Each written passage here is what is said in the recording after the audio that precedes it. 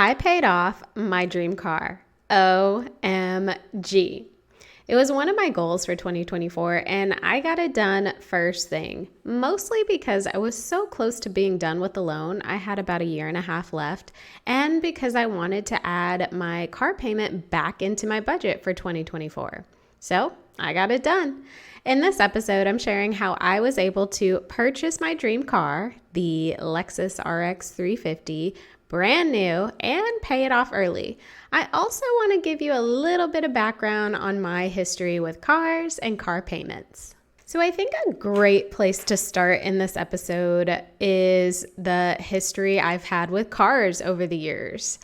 Over my 35 years of life, I've had 4 cars. That's it. Some for a very long time and others not as much. So let's dive in. My first car was a gold Chevy Cavalier. I want to say it was a 1997, but I'm not 100% sure. It was my dad's company car. So he had a car that his assistants and people would drive. So it was a company car, and he had used it a few years before I turned 16. So I was familiar with this car. I had rode around in this car.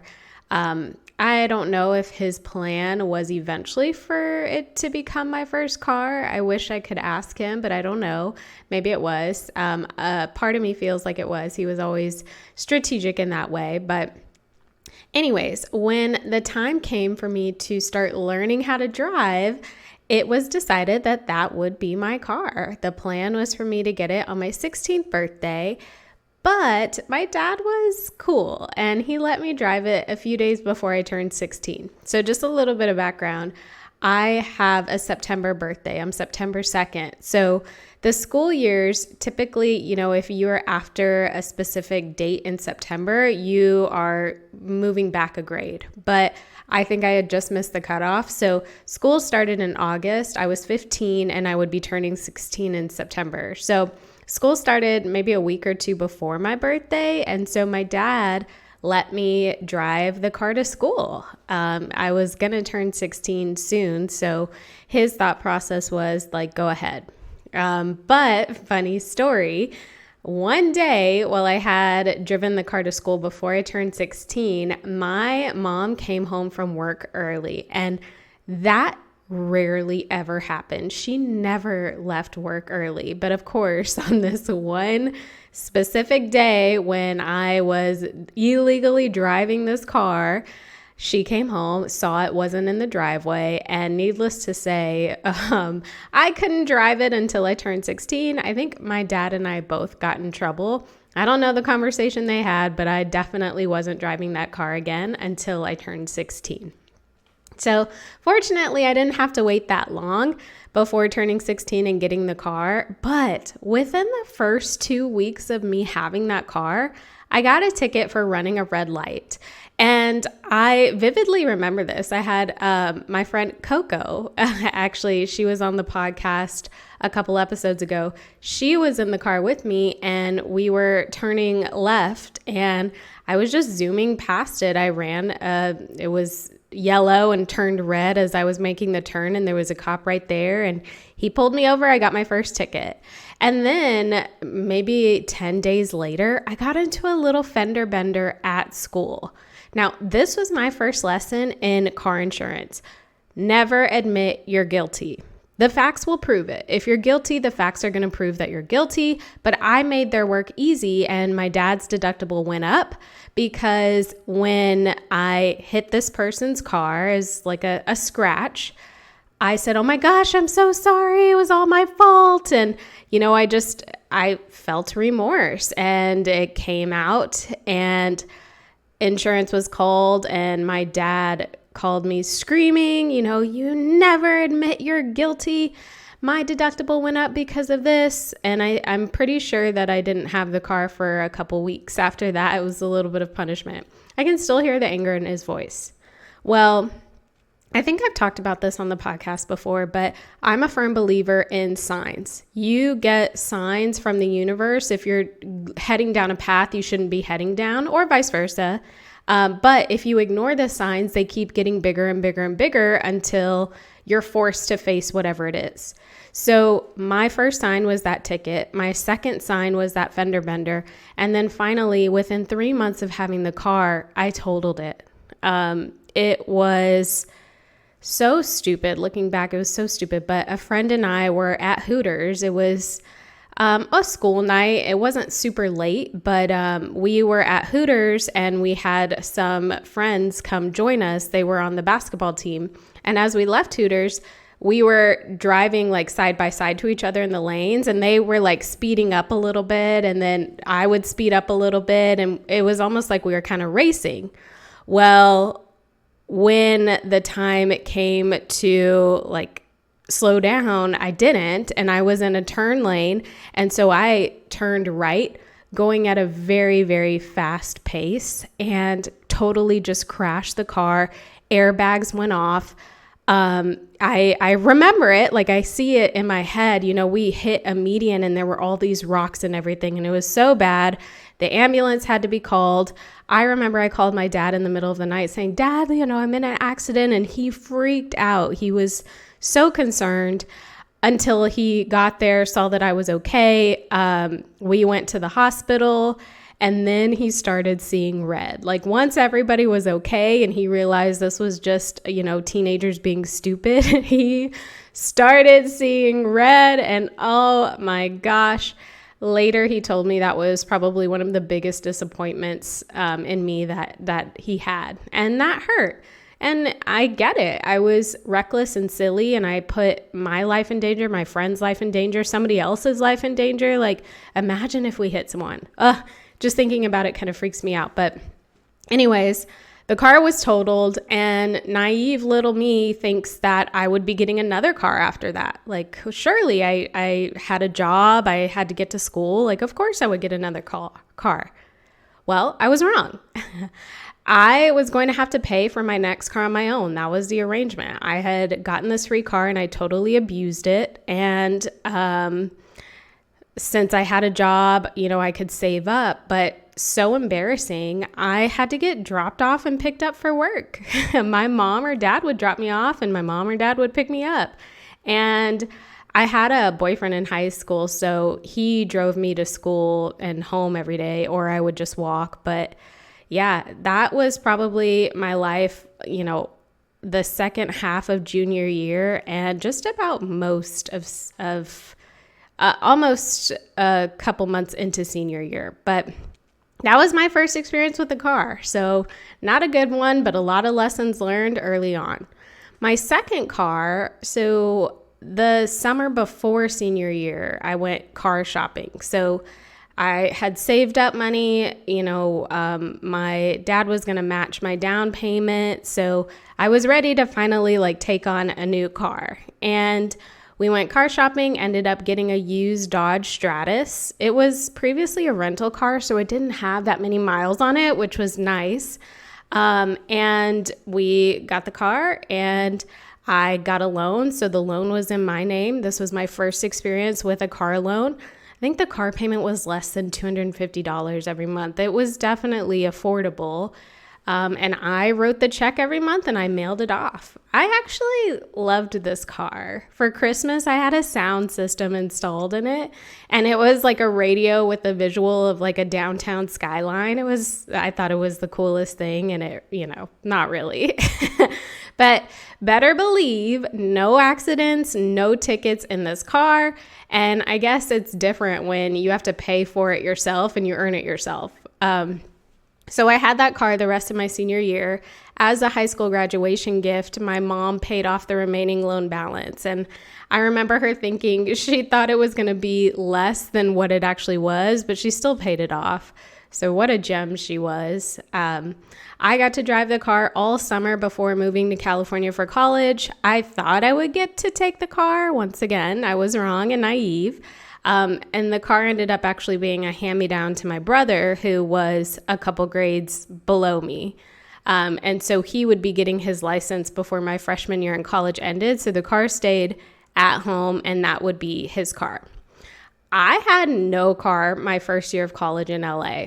You know, it's nothing I wasn't used to. I've been through this, but I definitely wasn't happy about it. I had no choice. I wasn't going to buy my own car again, so it just was what it was. Fortunately, I had roommates with cars, so I managed to get around, but this was before Uber, so no car, no going out for me. So moving on to my third car, I ended up getting nearly a 4.0 GPA my first year of college. And because of that, my dad had bought me a brand new car. The year was 2007, but the car was a 2008 Mazda 3. It was going to be another car under his company, but I got to drive it in California. So we got that. I was on summer break before sophomore year of college. So the plan was my mom and I would road trip that car to California, and that would be my car out there. My mom and I did indeed drive it to California, and it actually did not turn out to be a great experience. By the time we got to LA, my mom had somehow contracted pneumonia and had to go to the hospital. And looking back now that I'm older and can understand, this was probably the start of her COPD. Like, this is probably the trigger when things started to take a turn. Either way, though, she ended up being okay, and she flew back to Austin while I had my new car in LA. And I went everywhere. Thankfully, that year that I had been in LA without a car and just riding around with people, I got familiar with where things were. So it wasn't like a brand new, I have no idea where I am, what I'm doing. So I knew, where to go. But I was all over LA County in that little Mazda, and I would make CDs and, drive my friends everywhere. I was always out and about, and I'm sure that contributed to a lot of my bad spending habits as well. But I started eventually running out of money, and now that I had a car, I could get a job so long as it didn't interfere with like my school and things like that. So I got a job at the closest mall, and I was already going there, multiple times a week. So why not work there? Oh, that car got me through so much. I road tripped to and from California 3 different times. The registration for the car was still in Texas. So when you get a brand new car in Texas, you don't have to get it registered for another 2 years. And then from there, it goes every year after that. So I didn't have to drive it back, that first year after me and my mom took it because, we still had another year before the registration was due. But then I had to drive it back 2 more times. So I had the coolest manager at the mall at the store I worked at, Arden B, and she actually would come with me. She was about 10 years older than me, so I was 19, 20 at the time. She was a little bit older. But we had so much fun. We would go from LA to Austin. We would stop in Phoenix or Tucson, then El Paso or Las Cruces, New Mexico, and then get to Austin. So we got to break our trip up. We would go explore in the cities that we stopped in. It was so much fun. Since I had that car for so long, so I didn't have the Chevy Cavalier for very long, the Dodge Stratus, maybe a year or so. The Mazda I had for 13, 14 years. I'd have to do the math, but 14 years, close to. I had no major accidents in the car. Did have a few minor accidents. Some were my fault, some were other people's fault. There was a time in LA when things were tight. I remember I got hit 3 different times, and it was just like cosmetic fender benders, but the insurance company would come out to take a look, and I would get checks, obviously checks to fix the car, and I never did. I would take that money and use it for bills and stuff, but it was, I remember that vividly. It was just things happening to send extra money my way. And then I got into an accident. It was probably the worst accident that happened in that car. It wasn't totaled, but a lot of the radiator needed to be replaced. I was on the freeway looking at my phone. I will fully admit this. I looked up, slammed on the brakes, and that was a wrap. Never again. Lesson learned. The car wasn't totaled, like I said, but it needed to be fixed. So I got a loaner for a few days because I was working at this time. It was after I had graduated. And so the car got fixed, and then it was mine again. when I moved back to Austin after my dad died, I had the car shipped. So I didn't want to drive another, I was dealing with a lot at that time, obviously, but I didn't want to put all those miles on the car again. And then I had the car in Austin from 2013 to 2020. And I would say around 2018, I was like ready to upgrade, but I had other financial goals. So I wasn't going to make any rash decisions. I wasn't going to just, forget about my goals and not think about my budget. But I was ready for a new car, but I knew I had to be in the right financial place for it. Then COVID hit and, the world didn't know what to do. In June of 2020, there were so many incentives to purchase a new car that I decided to go look. Like, why not? I was definitely in a better financial position. I was getting close to taking City Girl Savings full time. So now was a time where if things worked out, I could potentially get a new car. I wasn't 100% sure, but I did want to go look.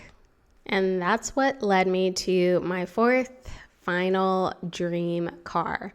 I had already had my eye on the Lexus RX350 for a few years, so I knew that was a car that I absolutely wanted. Like I saw other SUVs, I would do comparisons, but I had my eyes on that Lexus. But I was not going to purchase it unless I could truly afford it. I had been saving up because I wanted to buy a car outright, so I had, money and reserves ready for it.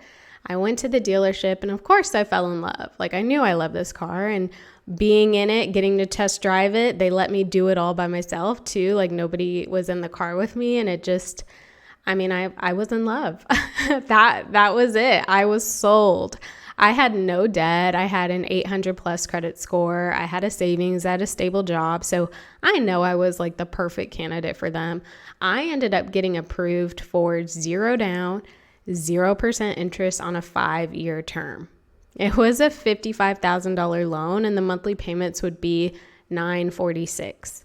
So not gonna lie, I hadn't had a car payment for nearly 13, 14 years. So $946 a month scared me. That was a big amount going out on a debt.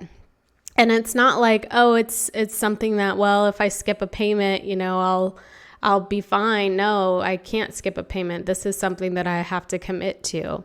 But I reviewed my budget. I was already saving a lot of money at this time because I was getting ready to take City Girl Savings full time. So I had a big amount going to savings every month. So after reviewing my budget, I saw that basically instead of saving as much as I was, I'd be paying for the car.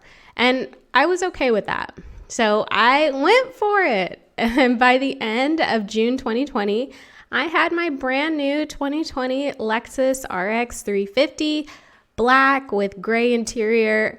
I love it. I decided to actually keep my savings and put nothing down because I was approved for nothing down. So I figured I'll just keep that cash in savings. And if something comes up, I can always use that for the car later. So I moved forward with the loan and I shared about this, like when I got the car and brought it home, I shared about it on Instagram and the response was mostly amazing and supportive. I'm actually going to link to that post in the show notes because it's a good one. And so when I had the car, my goal was to pay it off as quickly as possible, but it didn't really work like that. I had the savings, not to pay for it outright, but I could put a big chunk away for it. I didn't end up using that. I just, made $1,000 payments every single month with the intention of trying to pay it off faster. But, life happens and it didn't quite work that way. I think, getting adjusted to that $1,000 a month payment wasn't as easy as I expected. Yeah, my thought process before I got the car was, I'm saving this already, so I'll just transition this to the car.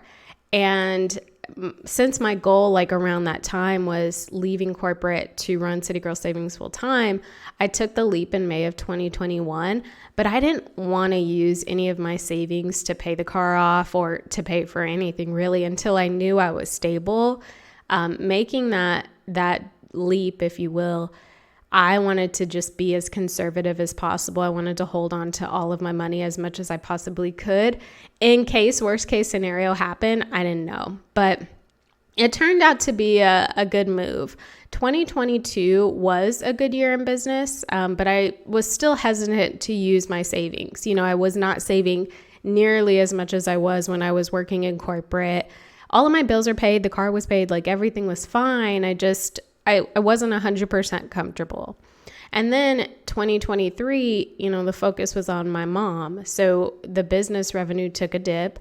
I went through a lot that year. She passed in August and I just lost, motivation for a while. Still, everything was running business as usual. I wasn't focused on growing the business or, supplementing income. It wasn't on my mind.